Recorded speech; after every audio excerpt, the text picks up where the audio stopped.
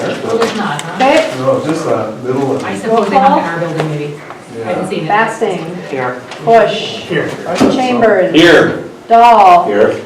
Dunn, Here. Lindsay, Here. Stefas. Here. Congratulations.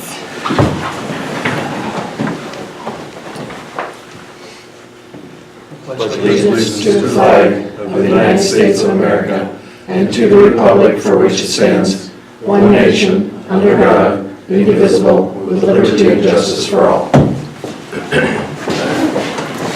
Okay. Got before us the referendum communication. Okay, we don't. Do we have to do the public? I did. We have one. Carrie didn't want to speak. Okay, let's move on. So at our last referendum, going into the November election, we talked about, do we use FEH services? Do we do our own? HSR has kind of laid out a similar plan. We have a list of options of things that we would do or can do. And Joel, I know you spoke with someone who, another school district that used HSR, if you want to try to Sure. fill in a little bit here. So I think we would be in the driver's seat again like the last time. They would do the design for us, much like Kristen did the design. They did offer to do that for free. But I would expect the district would still be on the hook for the postage and the printing. Just an FYI, we spent about $2,200 for postage and printing for the November effort. So I would expect to spend about that again. They've been very good. They gave us some examples. I called Barneveld. They had no problems really working with them. He said you're still going to be in the driver's seat as far as the content that you want, and then they're just going to lay it out. So really, I would think it's going to be pretty similar to the last time. We'll probably have a little less information though, because we don't have the whole process to explain. Like last time we said we had a committee that formed, made this recommendation. We don't have that this time. We don't have a survey result this time. So probably a little less info, but I would still look to follow the same schedule. This is one that's tried and true with other school districts. So you'd have, the first mailer, that would be the introductory mailer to the stakeholders. You'd follow up with the insert into the white and blue review, which is a big cost saver, and to just do it right in that mailing that we're doing anyway. And then the third would be a postcard reminder a week or two before the election. So again, like I said, you'd be in the driver's seat for the content. I just, had you guys sign off on a proof.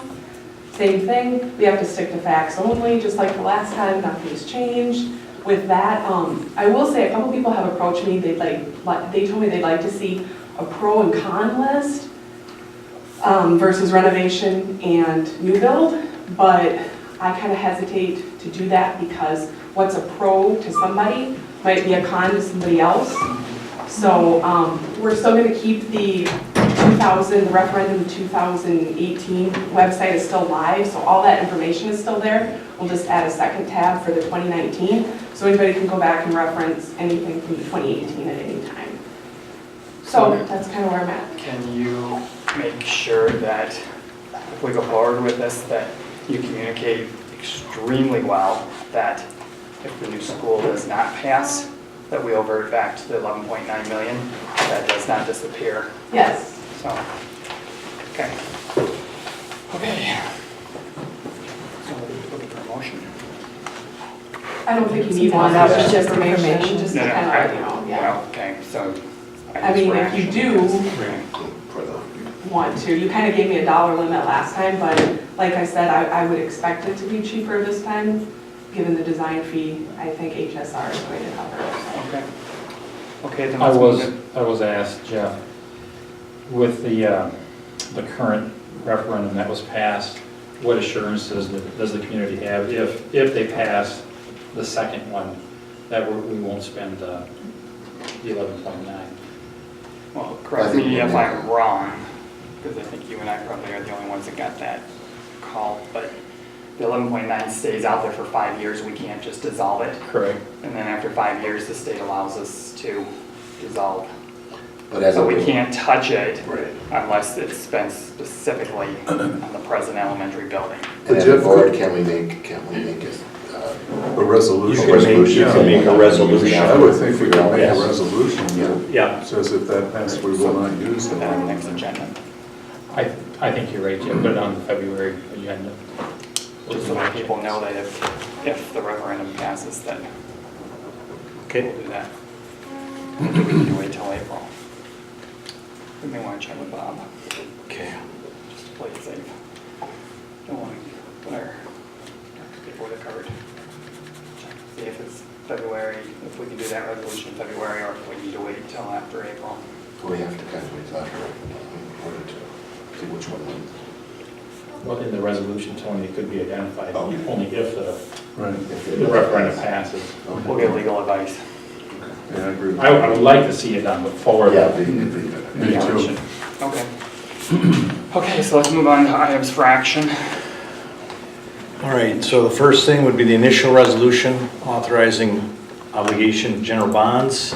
So here is the language from Quarles and Brady. It should be in your board packet. Be it resolved by the School Board of Mineral Point Unified School District, Iowa and Lafayette Counties, Wisconsin, that there shall be issued pursuant to Chapter 67 of Wisconsin statutes, general obligation bonds in the amount not to exceed $19,500,000 for the public purpose of paying the cost of constructing and equipping a new elementary school on existing middle high school campus. So that specifies the language that it's not going to be on the football field, it would be somewhere up in this location. I need a motion for that. I move that we accept the language as Mitch presented it. Give me a second.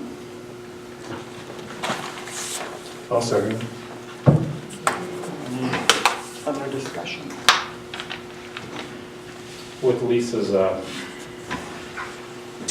breakdown of the mill rate impact. Get a wage Can you roll that out? She can go on 22 years, and she will do that for us, Mitch. Yes. It would be how you borrow or how you issue the bonds, that you could stretch it out to a 22-year payback.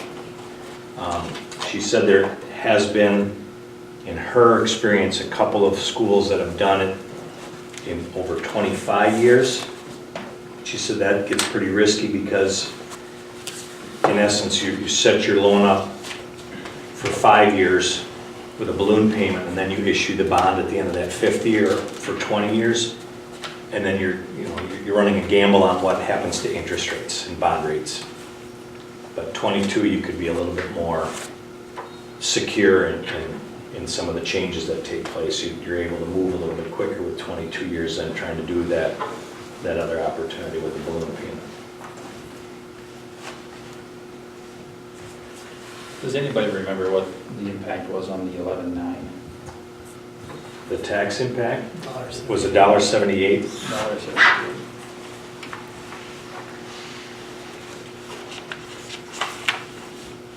That was 20 years. Yeah, that was over a 20-year period. So on a $100,000 house, it was $178 annually.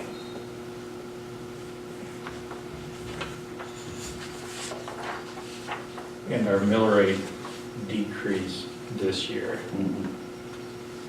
To 1133, I believe is the number. But these numbers are in comparison to last year's number, This, so that it matches the same as that, correct? I believe that's how she did it, yes. Explain, Andy. So the numbers, the $1.78 is comparable to the sheet we got today, that the comparison over, one over the other is from 17-18, not the current year. So she's not using the decrease to make it look closer, it's apples to apples. Actually, I've got the tax impact that she had put together for us. Borrowing assumes two 20-year loans, estimated interest rate of between 4 to 4.5, and on the new sheet, she actually has it between 4.25 and 4.75. So it was calculated just a little bit higher on the newer information. Even though interest rates went down 0.5%. Yep, I think she's trying to be very conservative. Okay.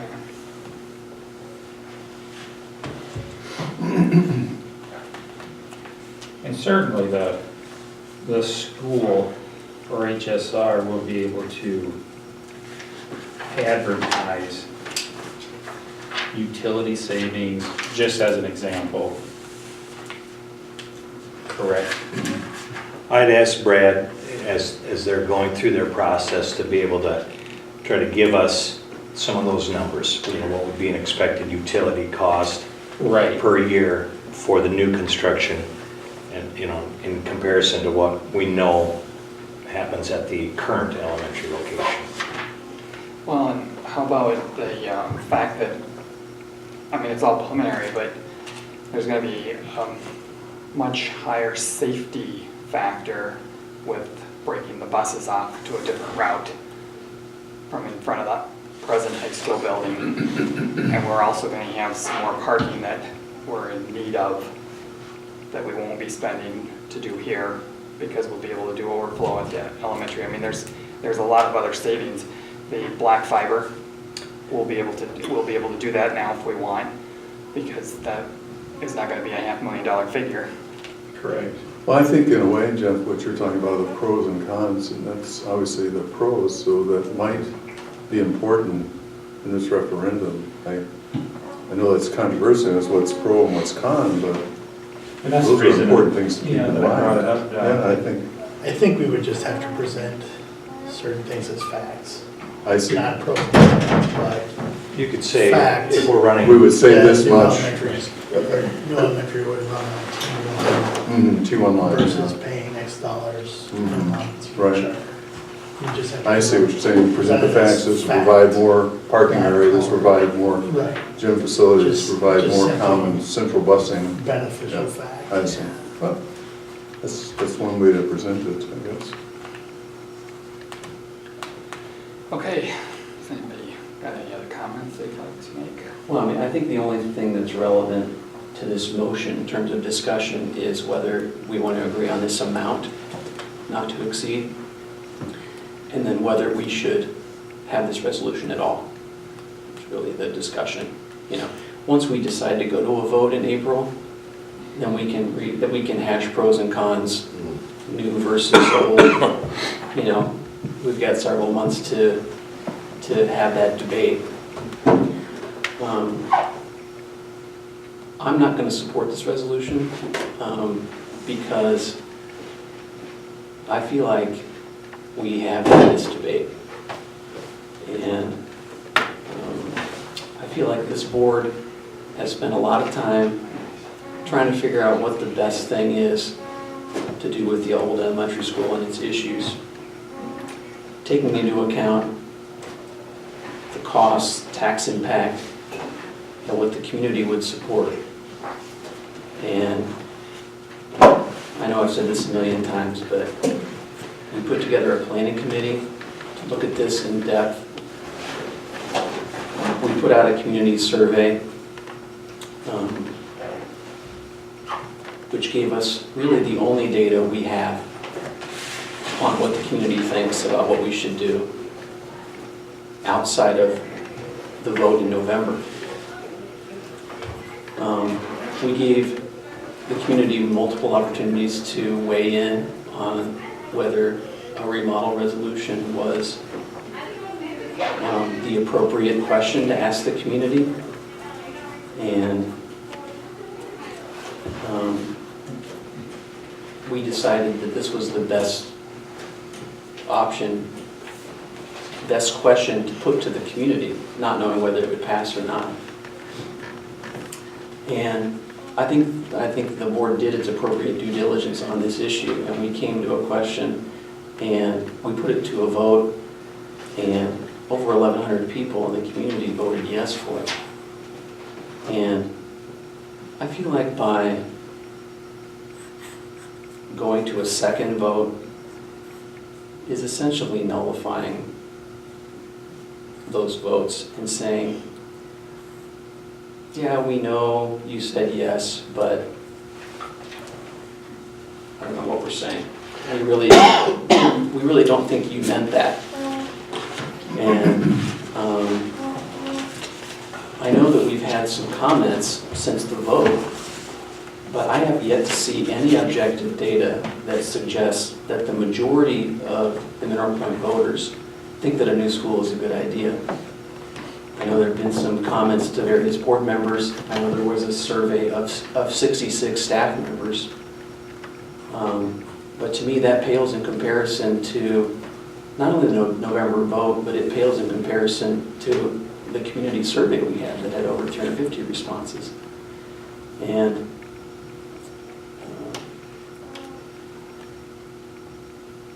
if the November vote failed, I think that having this discussion of whether a new school is what the community wants is a very valid discussion, and I would support a vote on that. But I'm very uncomfortable with taking a past referendum and basically disregarding it in favor of a new resolution. I feel like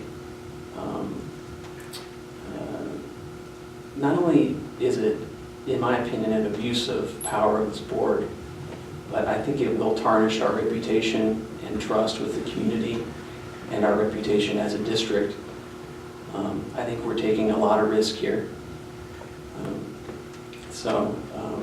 I will not be supporting this resolution. It's not because I don't think a new school would be great. It's not because I have any feelings about the issue. It's basically I am uncomfortable ignoring a past referendum and not following through on that. Well, I'm going to speak up. I'm going to disagree with Aaron significantly. I think by putting it to the voters, it's giving them another chance. If it's voted down, the people will have spoken. We've already said we're going to go back to 11-9. We've not said we're ignoring that vote. I had numerous people ask me why a new school wasn't on the option. I said there is no other option. This is what we came up with. I think the study that was done down to elementary was very faulty. I'm afraid for 11-9 we're not going to get much out of it. We're not gaining any new classroom size. We're gaining administrative buildings. We've already been told that the study was flawed in the sense they didn't do a foundational study, they didn't check the bus route. There were so many things done by FAH which really, I think, took us on the wrong path. I think to not give this to the electorate, to have another shot at their thoughts, is really ignoring a groundswell of people. I understand about the survey. Numerous people told me that they didn't fill the survey out, which you might say they didn't speak. Numerous people told me they didn't even get a survey. So I'm not sure how accurate that survey is. I know it's the best we had. But I think we should allow the voters to decide. If they decide on the second election that the new school's out of the picture, I'm full support of going with the remodel. I always advocated a new school. I think it's the best cost of our money and most efficient use. I'm trying to do what's best for the kids. I think I hate to see good money spent after a 50-year-old building. So that's my thought. I agree with Dr. Lindsay. I'm going to reiterate what I said in December. The surveys, it was 196 people that wanted the building. Out of 356 surveys, it was 196, 56%. 196 people is not a representation of the community. I know they could have came to committee meetings. I know they could have done all that. But, you know, I heard they mailed surveys out. They were late. They were due. They got them the next day. So 196 people, in my opinion, is not a representation of the community. Also, we don't know what's happening down at the elementary. I mean, we just talked a little bit about the foundation. There's a lot of stuff going on there. And I don't think we're, again, negating the November ballot at all, the November referendum. There's so many people that came through, you know, I voted for that yes because we didn't have another choice. And I don't want the building the way it is, so I voted yes, but I would have voted for a new school. So I don't think we're negating anything.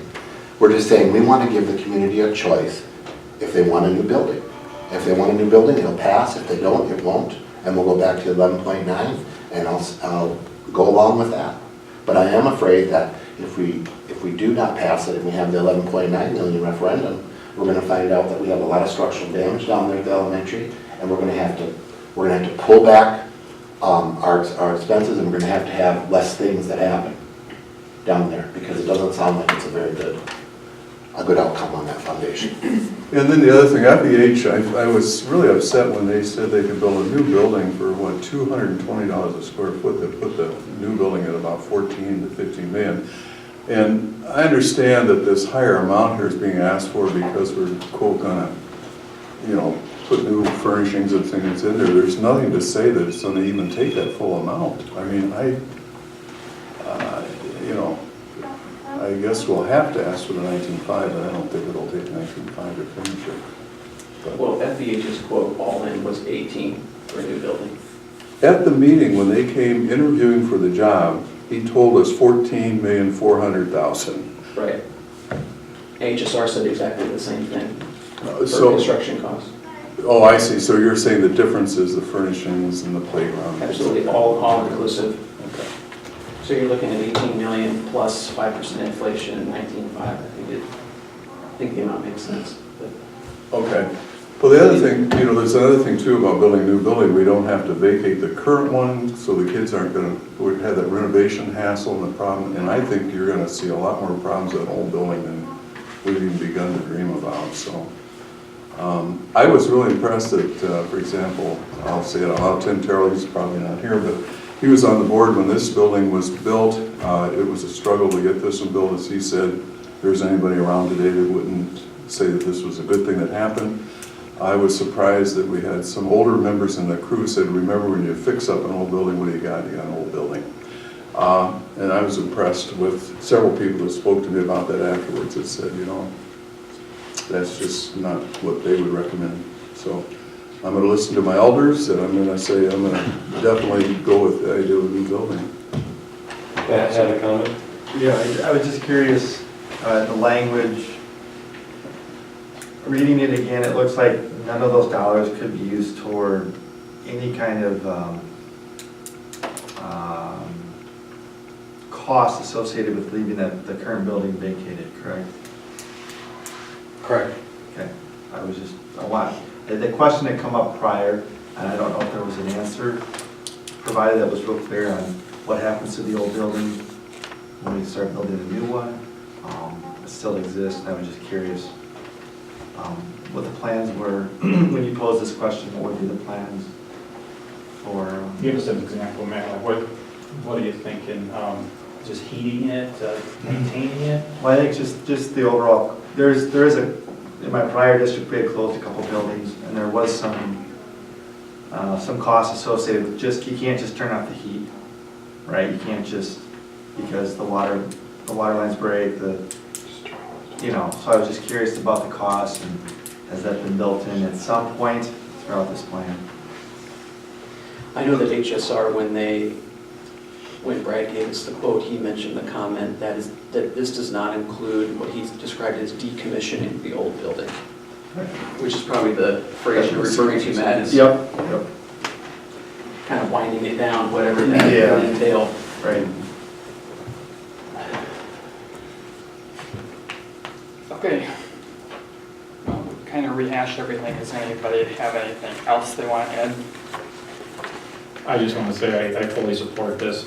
I know it's a huge undertaking, and I think for the next 20, 22 years, I will be paying for it if it passes, and I figured the generation 20 years from now is something that they can look at supporting new streets in our community or something like that, yes.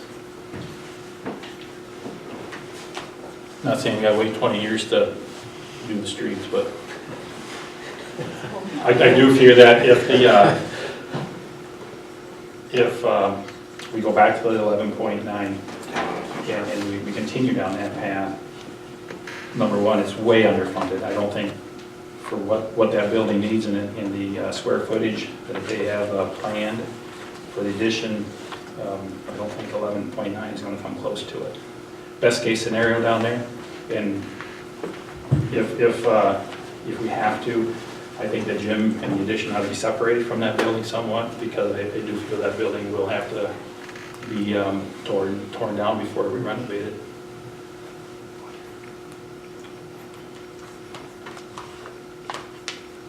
So why not move everything up here? it will be cost effective, more cost effective to do it. And we're looking at a 50-year building. Okay, we're gonna call the question. Dahl, Yes. Dunn, No. Lindsay, Yes. Stefas, Yes. Bush, No. Chambers, Yes. Basting. Yes. Motion carried. So the second action item, resolution praying for our referendum election, the question approval, the initial resolution, so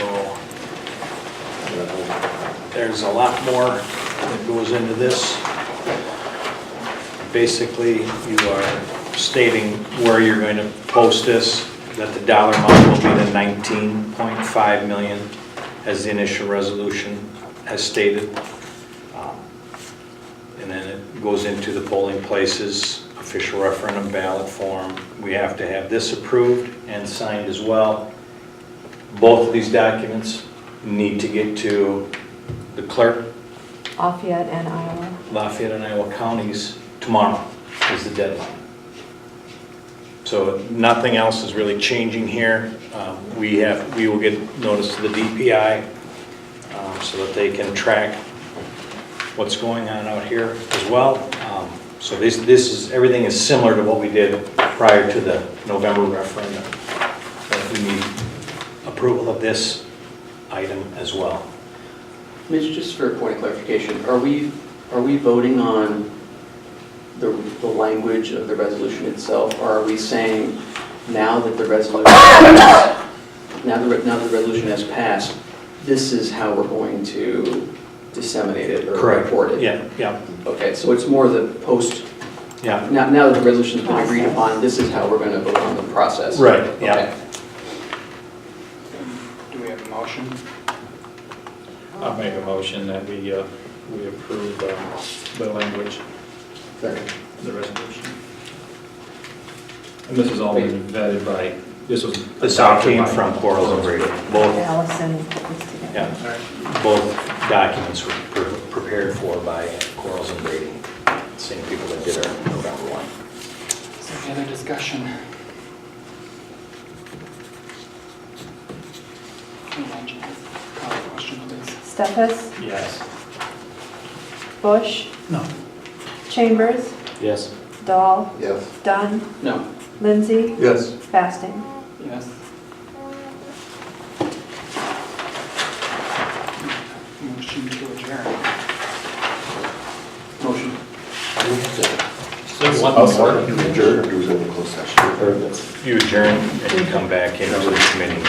Who seconded that? I second the adjournment. Apparently, we're done in closed session. Yeah.